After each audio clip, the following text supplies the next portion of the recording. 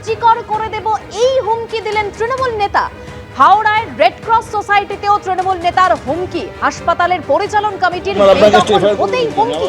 দলবল নিয়ে হাসপাতালে চড়াও হয়ে তৃণমূল নেতা তিনি হুমকি দিয়েছেন। 1 অক্টোবর থেকে রেড ক্রস সোসাইটির হাসপাতালের নতুন পরিচালন কমিটি কি বললেন তৃণমূল নেতা শুনুন।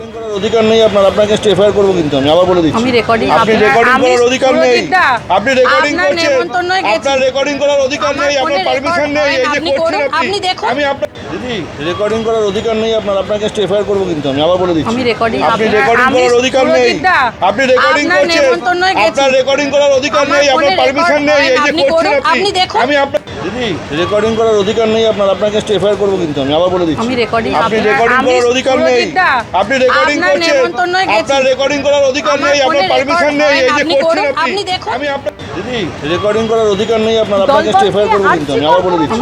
হুমকি দেন তৃণমূল নেতা সুরজিৎ সাহা। তৃণমূল নেতার বিরুদ্ধে অভিযোগ হাসপাতালের কর্মী কোঅর্ডিনেটরের। ভ্যাকসিনের জন্য 1000 টাকা চাওয়ার প্রতিবাদ করলে ধাক্কা মারা হয়। এই হুমকির অভিযোগ উড়িয়ে পাল্টা দাবি করেছেন তৃণমূল নেতা সুরজিৎ সাহা। দিদি রেকর্ডিং করার অধিকার নেই আপনার, আপনাকে এফআইআর করব কিন্তু আমি আবার বলে দিচ্ছি। আমি রেকর্ডিং আপনি রেকর্ডিং করার অধিকার নেই, আপনি রেকর্ডিং করছেন, আপনার রেকর্ডিং করার অধিকার নেই, আপনার পারমিশন নেই, এই যে করছেন আপনি আমি আপনার দিদি যেহেতু আমরা মহিলারাই 4 জন মূলত অফিসে থাকি, আমাদেরও একটা ধমকি যে আরজিকর করে দেবো, ও সব আমাদের কেউ কিছু করতে পারবে না, এই ধরনের ধমকিতে আমরা নিরাপত্তার অভাব বোধ করছি। এটা সুরজিৎ সাহা তার দলবল নিয়ে এসেছিল।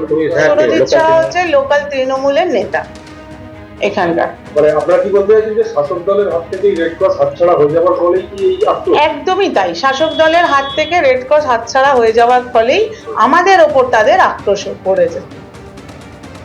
আরজিকর করে দেব এবার এই হুমকি তৃণমূল নেতার। হাওড়ায় রেড ক্রস সোসাইটিতেও তৃণমূল নেতার হুমকি, হাসপাতালের পরিচালন কমিটির বেদখল হতেই হুমকি তৃণমূল নেতা সুরজিৎ সাহা।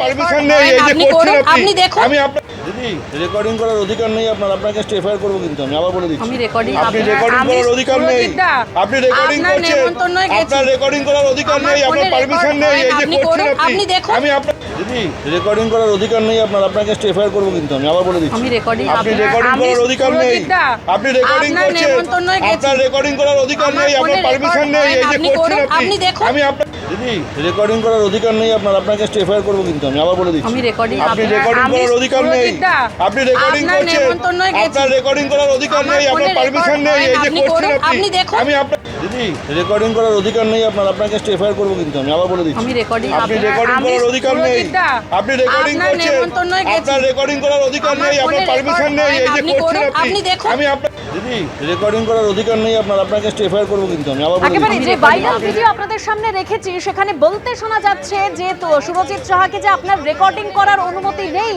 আপনার কোনো পারমিশন নেই, কিন্তু সুরজিৎ সাহা তিনি আবার পরে বলছেন যে তিনি কোনো মহিলার সঙ্গে কথাই বলেননি।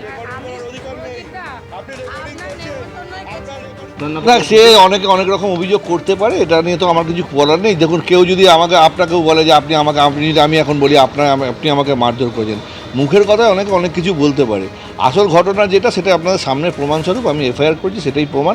এবং অভিযোগ হচ্ছে যে আপনি নাকি বলে একজন মহিলা কর্মীকে বলেছেন আমি কোনো মহিলা কর্মী ওখানে সবচেয়ে প্রথম কথা, আমি যখন ছিলাম তখন কোনো মহিলা কর্মীই ছিল না। সবচেয়ে বড় কথা, একজন ভদ্রলোক ছিলেন কাউন্টারে বসে, আর তিনজন ভদ্রলোক চেয়ারে বসেছিলেন। ওখানে কোনো মহিলা কর্মীই ছিলেন না। সবচেয়ে বড় কথা এটা, মহিলা কর্মীর সঙ্গে তো কোনো কথাই হয়নি। মহিলা কর্মীর সঙ্গে ঝগড়াঝাটির কোনো প্রশ্নই আসছে না। অনির্বাণ মল্লিককে উনি মারধর করেন এবং মন্দিরা চক্রবর্তী কিছুটা থামানোর পরে ওনাকে অশালীন মন্তব্য করেছিলেন, এবং উনি যখন থানায় যান তারপরে উনি আমাকে এসে হঠাৎ করে বলতে থাকেন, আপনি ভিডিও করছেন, এই ভিডিও করা কিন্তু খুব বাজে জিনিস, আপনি করতে পারেন না কিন্তু, এবং অশালীন ভাষায় উনি কথা বলতে থাকেন আমাকে। আমি যখন ওনাকে বলতে থাকি দেখুন আপনি এইভাবে কথা বলতে পারেন না, উনি তারপরেও অশালীন মন্তব্য করতে থাকেন।